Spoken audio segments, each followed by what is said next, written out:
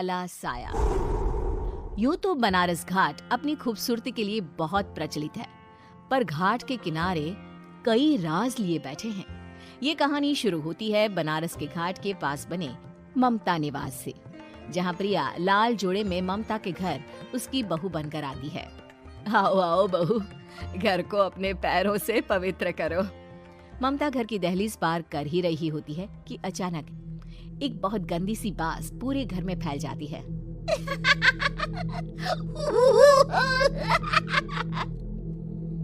ये बदबू और ये आवाजें, ये कौन हंस रहा है माँ? अब ये पड़ोसी ना हमारे थोड़े अलग से है। कहाँ हम शाकाहारी और ये मांस मच्छी खाने वाले। छोड़, तू ध्यान मत दे और गृह प्रवेश कर। और हाँ बहू, अपनी सास की एक बात हमेशा याद रखना, इन पड़ोसियों से तो कभी बात नहीं करेगी। अच्छे लोग नहीं है ये। अपनी सास की ये बात मानेगी ना बेटा? हाँ माँ, जो आपकी मर्जी, मैं उनसे बात नहीं करूंगी। अगले दिन प्रिया अपनी पहली रसोई बनाने रसोई घर में जाती है। ये छोक की बात तो नाक में जा रही है। एक काम करती हूँ, खिड़की खोल देती हूँ। प्रिया खिड़की खोलने जाती है। इतने जाले, लगता है इस खिड़की को कभी खोला ही नहीं गया। पर ऐसा क्यों? ओह, नॉन वेज की स्मेल आती होगी ना।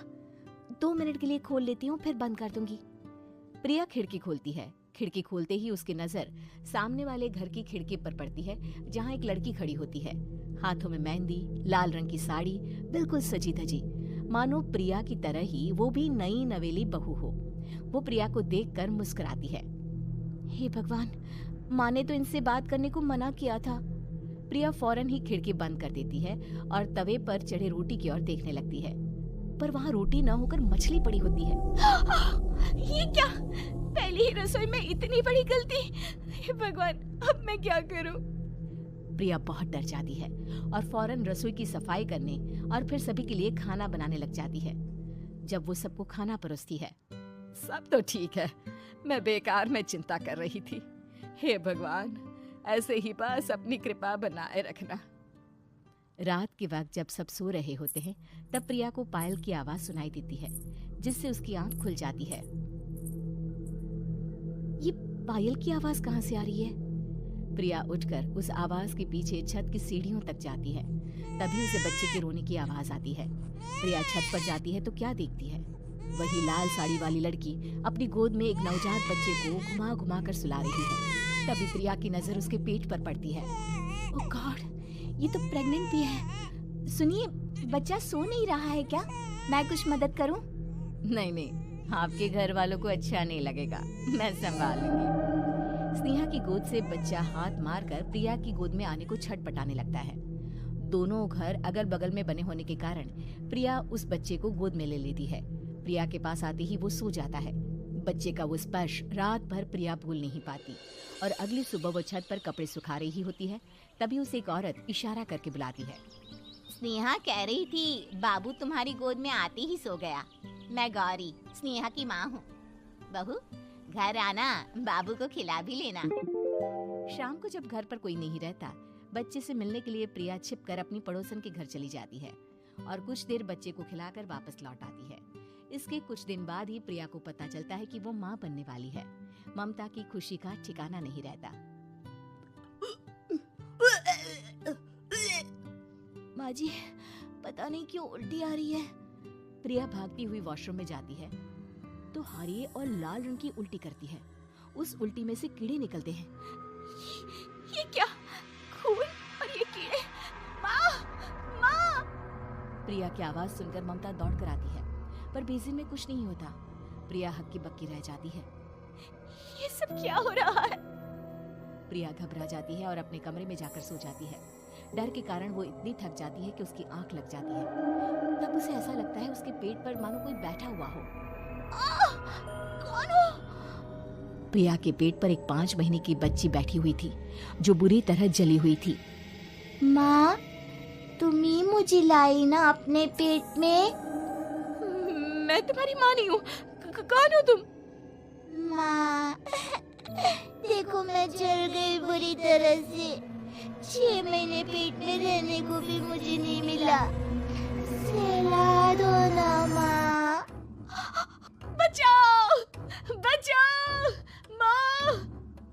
ममता दौड़कर कमरे में आती है। प्रिया की बातें सुनकर वो सब समझ जाती है। तू कहीं बगल वाले घर में तो नहीं जाकर आई ना बहू? मुझे माफ कर दो, मैं गई थी माँ। उस घर में सब मरे हुए हैं बहू। कई साल पहले स्नेहा उस घर में बहू बनकर आई थी। कुछ ही दिन में वो एक बच्चे को जन्म देने वाली थी।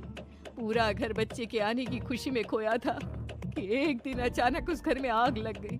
सब बुरी तरह जलकर मर गए। गौरी आज भी दादी बनने का इंतजार कर रही है और इसीलिए स्नेहा ने अपना अजन्मा बच्चा तुम्हारी कोख में डाल दिया। ममता ये कह रही होती है कि पीछे से उसके पैरों को एक बच्चा पकड़ लेता है। दादी, दादी। माँ, स्नेहा की गोद में यही बच्चा था। ये बच्चा कौन है फिर? तेरी मौत है। तेरी भी दादी। जिस चीज का ममता को डर था वही हो गया। ममता निवास के ऊपर मौत ने चादर बिछा दी थी।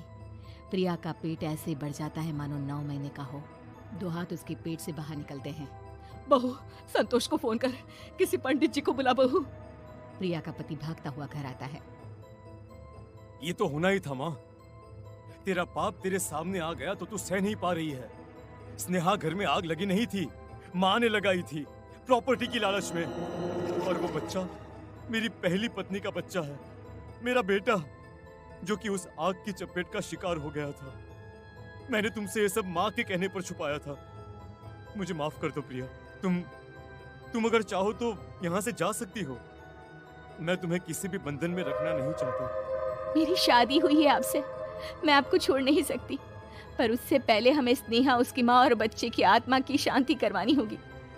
संतोष और ममता गौरी के घर जाते हैं। अंदर सब कुछ जला हुआ होता है। जमीन पर जली हुई लाशें बिखरी हुई थी। ममता रो रो कर अपनी करने की माफी गौरी से मांगती है। प्रिया स्नेहा के घर वालों का अंतिम संस्कार करवा देती है और ममता निवास फिर से आत्माओं के साए से मुक्त हो जाती है।